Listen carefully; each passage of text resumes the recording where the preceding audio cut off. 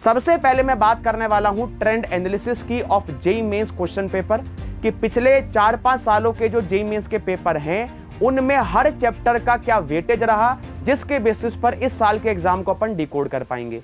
अच्छा, काफी बच्चों की नजर गई पीयूसी के ऊपर। सर ये पीयूसी क्या होता है? बेटा पीयूसी का मतलब है प्रैक्टिकल ऑर्गेनिक केमिस्ट्री, यानी जिसके अंदर आप प्रैक्टिकल टेस्ट के बारे में पढ़ते हैं। लास्ट में आप चेक करोगे तो ये है बेटा नाइट्रोजन कंटेनिंग कंपाउंड, जिनमें aliphatic amine, aromatic amine, cyanide, amide, इन सभी की रिएक्शन आ जाती है। ट्रेंड एनालिसिस के बाद यहां पर मैं बात करूंगा कि अभी भी जो समय आपका बचा हुआ है उस बचे हुए समय में किन किन रिसोर्सेज को फॉलो करके आप अपने ऑर्गेनिक केमिस्ट्री के मार्क्स को बढ़ा सकते हैं। हेलो बच्चों, बहुत बहुत स्वागत है आपका मोशन के इस ऑनलाइन प्लेटफॉर्म पर। आई होप आप सभी की तैयारी बहुत अच्छी चल रही होगी और जेईई मेंस के जनवरी अटेम्प्ट के लिए आप जी जान से मेहनत कर रहे होंगे। जैसे ही मैंने नाम लिया है जनवरी अटेम्प्ट का, काफी बच्चों के दिलों में धड़कनें बढ़ चुकी होंगी कि सर अक्टूबर खत्म होने को है, जनवरी आने को है, तो क्या सर अभी भी जो समय बचा हुआ है उस बचे हुए समय में एक सबसे बड़ा डेडली सब्जेक्ट मेरे लिए होता है सर ऑर्गेनिक केमिस्ट्री, उसमें आप थोड़ी सी मेरी मदद कर दो।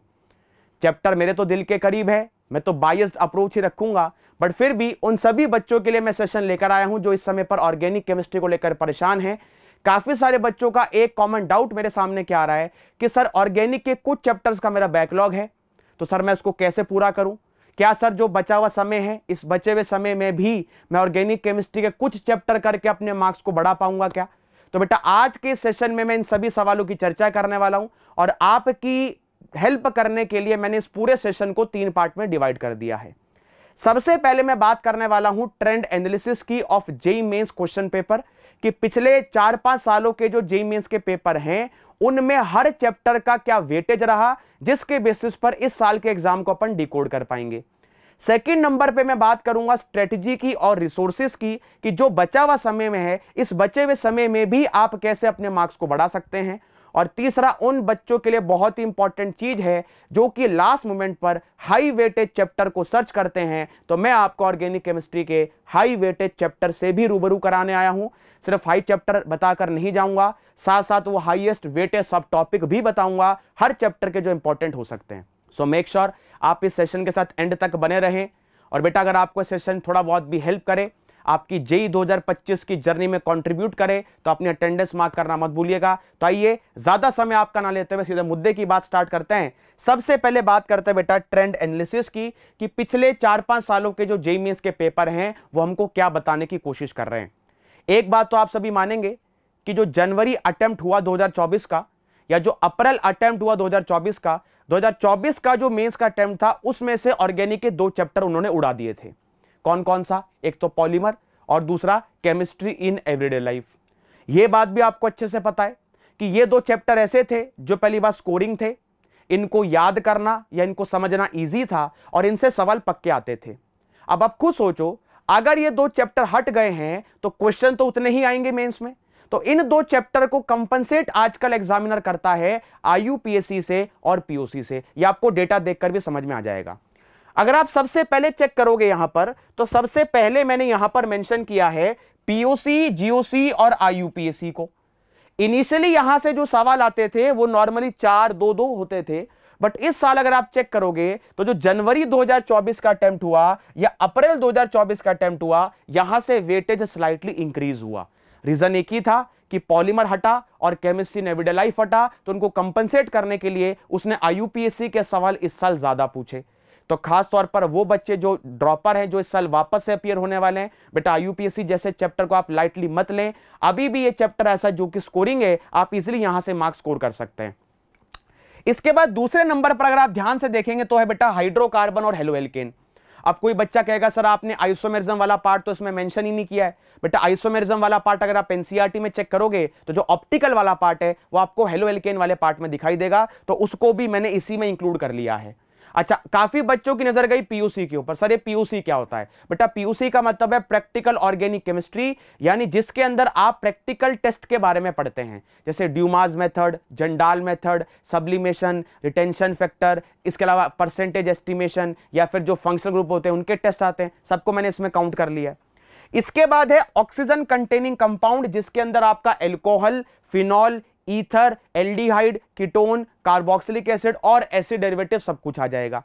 लास्ट में आप चेक करोगे तो ये है बेटा नाइट्रोजन कंटेनिंग कंपाउंड, जिनमें aliphatic amine, aromatic amine, cyanide, amide, इन सभी की रिएक्शन आ जाती है।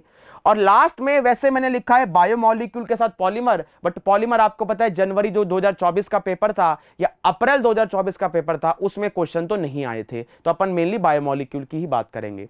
तो इस पूरे डेटा को देखकर दो इंपॉर्टेंट कंक्लूजन क्या डिराइव किए मैंने। सबसे इंपॉर्टेंट पहला कंक्लूजन ये है, इंपॉर्टेंट टेकअवे ये है कि सबसे पहले आपको आईयूपीएससी वाले चैप्टर को टारगेट करके जाना पड़ेगा। उस चैप्टर को आप बिल्कुल भी लाइटली नहीं ले सकते। करना आसान है, हाईएस्ट वेटेज चैप्टर है और उसको करके जाएंगे तो आप इजीली मार्क्स स्कोर कर पाएंगे। दूसरा, अगर आप ध्यान से देखोगे यहां पर एक और चैप्टर उभर कर आया है जिसका नाम है ऑक्सीजन कंटेनिंग कंपाउंड। आजकल जेईई मेंस वाला इस चैप्टर से भी ज्यादातर क्वेश्चन पूछता है, तो आप इस वाले चैप्टर को भी हाईएस्ट वेटेज की कैटेगरी में डाल सकते हैं। तो ये तो हुआ बेटा पिछले सालों का ट्रेंड एनालिसिस। इससे दो इंपॉर्टेंट टेकअवेज क्या निकाले, आईयूपीएससी को आप कंप्लीटली रूल आउट नहीं कर सकते और ऑक्सीजन कंटेनिंग कंपाउंड वाले चैप्टर को भी आपको करके जाना चाहिए आइडियली। बट ऐसा होगा कि आप में से काफी बच्चे ऐसे भी होंगे जिनका ये वाला चैप्टर भी बैकलॉग होगा, इस चैप्टर को समझने में दिक्कत होगी, तो उनको क्या करना है इस पर अभी मैं आता हूं। तो ये तो बेटा हो गया ट्रेंड एनालिसिस की बात। ट्रेंड एनालिसिस के बाद यहां पर मैं बात करूंगा कि अभी भी जो समय आपका बचा हुआ है उस बचे हुए समय में किन किन रिसोर्सेज को फॉलो करके आप अपने ऑर्गेनिक केमिस्ट्री के मार्क्स को बढ़ा सकते हैं। सबसे पहले जितने भी ऑर्गेनिक के चैप्टर आपके सिलेबस में हैं उनको बेटा 3 पार्ट में तोड़ सकते हैं, 3 पाइल में डिवाइड कर सकते हैं, पाइल 1, पाइल 2 और पाइल 3। सर ये पाइल 1, पाइल 2, पाइल 3 क्या है? अगर आप सबसे पहले पाइल 1 को ध्यान से देखेंगे तो पाइल 1 के अंदर आपको सबसे पहले पाइल 1 के 4 टॉपिक को टारगेट करके जाना है। ये मैं उन बच्चों की बात कर रहा हूं जिनकी स्थिति अभी बहुत ही ज्यादा खराब है या फिर जिनका बैकलॉग बहुत ज्यादा हो चुका है, बचे हुए समय में वो बस इंपॉर्टेंट टॉपिक्स को ही टारगेट करके जाना चाहते हैं। तो ये जो पाइल नंबर 1 है ये उन बच्चों के लिए है जिनका ऑर्गेनिक में बहुत ही ज्यादा डब्बा गोल है, यानी ऑर्गेनिक को लेकर उनके दिमाग में डर है, असमंजस की स्थिति है। तो ये पाइल 1 के चैप्टर बेटा आपको हेल्प करेंगे। पाइल 1 के चैप्टर को ध्यान से देखें तो अगर सबसे पहले बेटा आईयूपीएससी है, आईयूपीएससी के बाद जीओसी, जीओसी के बाद आइसोमेरिज्म और लास्ट में मैंने लिखा है फिजिकल प्रॉपर्टीज। आप समझना मेरी बात, आईयूपीएससी से ऑन एन एवरेज 1 से 2 सवाल आपको दिखाई देंगे। अच्छा, आईयूपीएससी में भी कौन कौन से इंपॉर्टेंट सब टॉपिक है जिससे फ्रीक्वेंट बेसिस पर सवाल आ रहे हैं, जिसमें पहला बेटा होता है सिग्मा पाई बॉन्ड का कैलकुलेशन, इंटीजर बेस सवाल बनाया जा सकता है।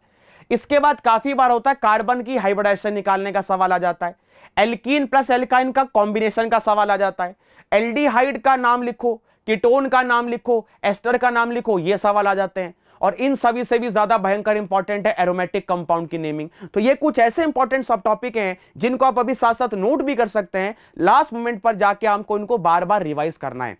क्योंकि इस सेशन को 2 तरह के बच्चे देख रहे होंगे, एक वो जिनका ये चैप्टर बहुत ज्यादा स्ट्रांग है, जिनका कोई भी बैकलॉग नहीं है, और कुछ बच्चे वो भी होंगे जिनका ऑर्गेनिक में बैकलॉग चल रहा होगा। दोनों तरह के बच्चों के लिए आईयूपीएससी के इंपॉर्टेंट सब टॉपिक रामबाण का काम करेंगे। तो आप इन सभी इंपॉर्टेंट सब टॉपिक्स को एक पेज पर नोट डाउन करते हुए चलो, जिससे लास्ट मोमेंट पर जब आप रिवाइज करो तो इन सब टॉपिक को बार बार देख कर जाओ। इसके बाद दूसरा जो इंपॉर्टेंट चैप्टर बेटा वो जीओसी है, और जीओसी में इंपॉर्टेंट सब टॉपिक कौन कौन से होंगे, एरोमेटिसिटी, आरएचआई का मतलब है रेजोनेंस हाइपर इंडक्टिव का एप्लीकेशन, और एप्लीकेशन के नाम पर वो क्या देता है, कटायन की स्टेबिलिटी, अनायन की stability, bond length, bond strength, इस तरह के सवाल आते हैं। अगर आप ये सारे नहीं कर सकते तो कम से कम कटायन की स्टेबिलिटी के सवाल तो आप देख कर ही जाओ। इसके बाद एसिडिटी और बेसिसिटी, इसके बिना तो जीओसी पूरा होता ही नहीं है, यानी एसिडिक स्ट्रेंथ और बेसिक स्ट्रेंथ को भी टारगेट करके जाना है। हाँ, ऐसा देखा गया है कि जो बेसिक स्ट्रेंथ में एसआईपी वाला पार्ट होता है, स्टेरिक इनहिबिशन इन प्रोटोनेशन, और जो एसिडिटी में एसआईआर वाला पार्ट होता है, इससे सवाल कम आते हैं। नॉर्मली वो कौन कौन से सवाल देता है, या तो आपको एलिफेटिक अमाइंस देगा, या ग्वानिडीन टाइप के सवाल मिलेंगे, एमिडीन टाइप के सवाल मिलेंगे, तो आप इनको टारगेट करके जा सकते हो। अच्छा, अगर मैं एसिड की बात करूं तो जैसे अल्कोहल के सवाल, फिनॉल के, कार्बोक्सिलिक एसिड के, इनके आपस में कंपैरिजन आ सकते हैं। लास्ट जो चैप्टर है बेटा वो आइसोमेरिज्म है। आइसोमेरिज्म में टारगेट क्या करके जाना पड़ेगा, एक तो टोटोमेरिज्म बहुत इंपॉर्टेंट है, टोटोमेरिज्म के बाद जीआई, और जीआई में भी अगर आप पूरा नहीं कर सकते तो सिस ट्रांस करके जाओ, और सिस ट्रांस की फिजिकल प्रॉपर्टीज, ये 2 बातें इंपॉर्टेंट, आप तो इस पर करके जा सकते हैं। लास्ट में आपका काइलर सेंटर का कैलकुलेशन, इसमें ज्यादा दिमाग लगाना नहीं पड़ता है। ऐसे ही ऑप्टिकल रोटेशन की न्यूमेरिकल, जिनमें आपको निकालना पड़ता है एनेंशियोमेरिक एक्सेस, ऑप्टिकल प्यूरिटी, इस तरह के क्वेश्चंस जनरली पूछे जाते हैं, तो आप इनको टारगेट कर सकते हैं। और लास्ट में बेटा होता है एनेंशियोमर और डायस्टेरियोमर में रिलेशन क्या है, ये दो कंपाउंड आपस में एनेंशियोमर होंगे कि डायस्टेरियोमर होंगे, इस तरह के सवाल आते हैं। अच्छा, जो बच्चा सबसे ज्यादा स्किप करता है और वो पाइल 1 में ही मैं कंसिडर करके चल रहा हूं, वो है बेटा आपका फिजिकल प्रॉपर्टी वाला पार्ट। सर फिजिकल प्रॉपर्टी का मतलब, जैसे मान ले एल्कोहल दिया, एल्डिहाइड दिया, कीटोन दिया, कार्बोक्सिलिक एसिड दिया, बताओ इन चारों में किसका बॉइलिंग पॉइंट ज्यादा है। क्लोरोफॉर्म दिया, आइडोफॉर्म दिया, फ्लोरोफॉर्म दिया, बताओ किसका डाइपोल मोमेंट ज्यादा है। तो आप चेक करोगे एनसीईआरटी में हर चैप्टर का जो स्टार्टिंग वाला पोर्शन है उसमें एक टेबल बना हुआ है जिसमें सारी फिजिकल प्रॉपर्टीज हैं। अगर आप चाहते हैं कि सर सारी की सारी फिजिकल प्रॉपर्टी आप ही बता दो तो बेटा नीचे कमेंट करके बताना, मैं उस पर एक वीडियो बना दूंगा। ठीक है, ये तो हो गया पाइल नंबर 1। अब पाइल 1 करने के बाद आपको आना है पाइल 2 पर। आपको यही सीक्वेंस फॉलो करना है, यही सीक्वेंस फॉलो करना है। पाइल 1 करने के बाद कहां जाएंगे, पाइल 2 पर।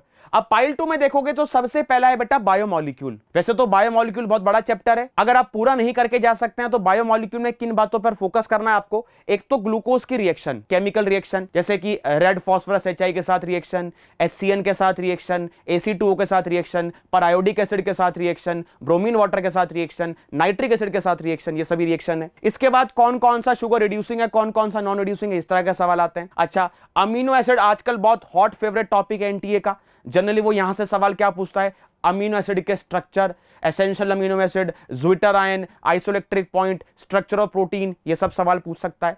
इसके अलावा न्यूक्लिक एसिड, न्यूक्लिक एसिड में आप बस डीएनए आरएनए का अंतर याद कर जाओगे, उसमें भी काम चल जाएगा। और लास्ट में है बेटा एंजाइम्स।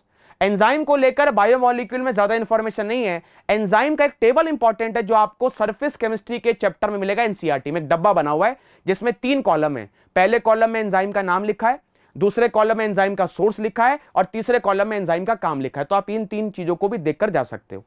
इसके बाद आता है बेटा पीयूसी वाला पार्ट, प्रैक्टिकल ऑर्गेनिक केमिस्ट्री। इसमें टेस्ट आते हैं, जैसे अल्कोहल का टेस्ट हुआ, ceric ammonium nitrate, Lucas test, aldehyde का टेस्ट हुआ, इसके अलावा आपका कीटोन का टेस्ट हुआ, कार्बोक्सिलिक एसिड हुआ। अगर आप चाहते हैं कि सर ये सारे टेस्ट वाले पार्ट की भी एक वीडियो बना दो तो वो भी कमेंट करके बताना, वो भी बना सकते हैं। मतलब लास्ट मोमेंट पर जो भी आपको हेल्प चाहिए होगी वो सब अपन करने को तैयार है, बस आपको मेहनत करनी है। अच्छा, तीसरा पार्ट है बेटा ग्रिग्नार्ड रिएजेंट। ये टोटली आप इसको इंडिपेंडेंट तो नहीं कह सकते, बट कई बार ऐसा देखा गया मेंस के अंदर कि सिर्फ जो सवाल आता है उसमें सिर्फ ग्रिग्नार्ड का यूज होता है। जैसे मान लो कोई कंपाउंड दिया, उसमें ग्रिग्नार्ड रिएजेंट डाला, पूछेगा बताओ ग्रिग्नार्ड के कितने मोल कंज्यूम होंगे। यानी उस सवाल को करने के लिए आपको बाकी कोई थ्योरी आने की जरूरत ऐसा नहीं है, तो इसलिए मैंने इसको पाइल 2 में रखा है। ऐसे ही आप लास्ट में चेक करोगे तो मैंने लिखे हैं ऑक्सीडाइजिंग और रिड्यूसिंग एजेंट।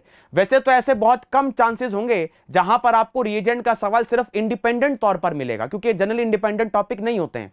बट इसका मतलब यह नहीं है कि इनको टारगेट नहीं कर सकते। टारगेट करने में आपको बाकी किसी और टॉपिक की आवश्यकता नहीं होती, ये टोटली इंडिपेंडेंट ही है। अगर आप इनको करके भी जाएंगे तो आप मार्क्स में सिग्निफिकेंट इंप्रूवमेंट देख पाएंगे। तो पाइल 1 कवर करने के बाद आपका फोकस होगा बेटा पाइल 2 पर। अच्छा, पाइल 2 को कवर करने के बाद फिर आप पाइल 3 पर आ सकते हैं। अब पाइल 3 में वो सारे चैप्टर बच जाते हैं जो कि रिएक्शन वाला पार्ट है, जो कि हमारी सबसे बड़ी दुखती रक्त है। रिएक्शन वाले पार्ट को फोकस करने के लिए आपको मैं एक रामबाण तरीका बताता हूं। आप जनरली जब भी रिएक्शन वाले पार्ट को फोकस करें तो आप एनसीईआरटी की बैक एक्सरसाइज के सवाल लगाएं। सर एनसीईआरटी की बैक एक्सरसाइज का मतलब क्या है बेटा? एनसीईआरटी की जो बैक एक्सरसाइज है उसमें आपको कन्वर्जन टाइप के सवाल मिलेंगे, चेन वाले, है ना। या तो आप एनसीईआरटी की बैक एक्सरसाइज लगाओ या फिर जनरली मैं क्लासेस में इस तरह के सवाल कराता हूं, ये चेन वाले सवाल होते हैं। अब इसमें हर चैप्टर कंप्लीट होता है, यानी अपनी आदत क्या है, अपन ने हाइड्रोकार्बन पढ़ लिया, हाइड्रोकार्बन पढ़ने के बाद अपन हेलोएल्केन पर बढ़े, इतने हेलोएल्केन में थोड़ा सा पार्ट हाइड्रोकार्बन का क्या यूज हुआ, आपका हाइड्रोकार्बन दिमाग से उतर गया। तो जनरली चैप्टर को रिकॉल करने का ये one of the best method है, जिसको मैं प्यार से चेन वाले सवाल बुलाता हूं, सीक्वेंशियल सवाल होते हैं ये। इनका सबसे अच्छा सोर्स है एनसीईआरटी की किताब। एनसीईआरटी में बैक एक्सरसाइज में आपको क्वेश्चन मिलेंगे, इंटेक्स में आपको क्वेश्चन मिलेंगे, एनटीए अभ्यास करोगे तो वहां मिलेंगे, एनसीईआरटी एग्जाम्पल करोगे तो वहां मिलेंगे, यानी हर जगह पर तरह के सवाल दिए गए हैं। तो जो बच्चा पाइल 3 को टारगेट करना चाहता है, पाइल 3 को टारगेट करना चाहता है, वो ये चेन वाले सवालों का यूज करे। और इसका सबसे अच्छा सोर्स ये है कि आप एनसीईआरटी की किताब को रेफर करें, या फिर आप जे एडवांस के जो सिंगल चॉइस सवाल होते हैं, जो प्रीवियस ईयर के जे एडवांस के क्वेश्चन है, आप उसको भी फोकस कर सकते हैं, वहां से भी आपको इंप्रूवमेंट देखने को मिलेगी। आई होप यहां तक की बात तो आपको समझ में आ रही होगी। और रही सही कसर आप किससे पूरी कर सकते हो बेटा? ये चेन वाले सवालों से। मैं वैसे कोशिश कर रहा था कि इन जैसे सवालों की एक सीरीज भी लाई जाए यूट्यूब पर, मतलब जो भी आपको चाहिए हो। आपको चाहिए कि सर फिजिकल प्रॉपर्टी सभी एक जगह पर नहीं मिलती है, मुझे खुद पढ़नी पड़ती है, आप एक सेशन ले लो। सर पीयूसी में सारे टेस्ट अलग अलग कराते हैं तो आप एक जगह करा दो तो वो बता दो। सर ये चेन वाले सवाल की प्रैक्टिस करा दो, सर रिवीजन करवा दो। मतलब जो भी आपको चाहिए बेटा इस समय पर वो आपको नीचे कमेंट करके बताना पड़ेगा, क्योंकि अगर आप अभी भी हाथ पे हाथ रख के बैठे रहोगे तो ऑर्गेनिक केमिस्ट्री में मार्क्स इंप्रूव नहीं होंगे। तो बस इसी बात पर फोकस करेंगे। सबसे पहला काम अगर मैं समराइज करूं, आपको पाइल 1 के टॉपिक्स पर फोकस करना है। पाइल 1 करने के बाद पाइल 2 और पाइल 2 करने के बाद फिर आप पाइल 3 वाले टॉपिक्स पर आ सकते हैं। अच्छा, वैसे तो हम लोग प्लान कर रहे हैं, जैसे आप लोग इतना प्यार दे रहे हैं वन शॉट सीरीज को, ऑलरेडी वन शॉट काफी सारे हो चुके हैं। ऑर्गेनिक केमिस्ट्री में मैं पहला चैप्टर स्टार्ट करने वाला हूं बेटा जीओसी, जीओसी के बाद आइसोमेरिज्म। अब उसमें एक आपकी छोटी सी हेल्प चाहिए। जीओसी आइसोमेरिज्म करने के बाद मैं इन दो चैप्टर में कंफ्यूज हूं कि इन दो चैप्टर में से पहला कौन सा करवाऊं। तो आप मुझे कमेंट में बताना कि सर बायोमोलिक्यूल और प्रैक्टिकल ऑर्गेनिक केमिस्ट्री में कौन सा चैप्टर का वन शॉट आप पहले देखना चाहते हैं। जिस पर ज्यादा कमेंट आएंगे बेटा वो चैप्टर अपन पहले करेंगे। करने दोनों ही है, बट इनिशियल बेसिस पर पहला कौन सा आपको चाहते हो, बायोमोलिक्यूल या पीओसी, मुझे नीचे कमेंट सेक्शन में बताना। सो आई होप कि इस पूरे सेशन को देखने के बाद आपको आइडिया लगा कि मुझे 3 पाइल में चैप्टर को तोड़ना पड़ेगा। पाइल 1, पाइल 2, पाइल 3 करके ही आपको इस पूरे ऑर्गेनिक केमिस्ट्री के जो सिलेबस है उसको कवर अप करना पड़ेगा। और जो बच्चा रिएक्शन वाले पार्ट में बेटा वीक है, कम से कम आप पाइल 1 और पाइल 2 करके जाएं। और जिन बच्चों को अपना रिएक्शन वाला पार्ट स्ट्रॉन्ग करना है, वो इस रिएक्शन वाले पार्ट को स्ट्रॉन्ग करने के लिए चेन वाले सवालों को रेफर करें, जो आपको एनसीईआरटी में मिलेंगे, एनसीईआरटी के इंटेक्स में मिलेंगे, एनसीईआरटी एग्जाम्पलर में मिलेंगे, या फिर जेईई एडवांस के सिंगल चॉइस सवाल मिलेंगे। सो आई होप इस सेशन में आपको थोड़ा सा आइडिया लगा होगा, क्योंकि काफी सारे बच्चे मुझे रिपीटेटिव तौर पर ये बातें पूछ रहे थे, तो मैंने सोचा चलो एक साथ ही सभी बच्चों को एड्रेस करते हैं। सभी बच्चों की प्रॉब्लम तो होगी ही। तो चलिए मिलते हैं बेटा फिर नेक्स्ट सेशन में किसी और इन्फॉर्मेटिव सेशन के साथ। हाँ, वन शॉट कौन सा लूं बताना मत भूलना बेटा, नीचे कमेंट में बताना, मैं जरूर से देखूंगा। मिलते हैं फिर नेक्स्ट सेशन में। Till then keep preparing and all the very best. Motion है तो भरोसा है।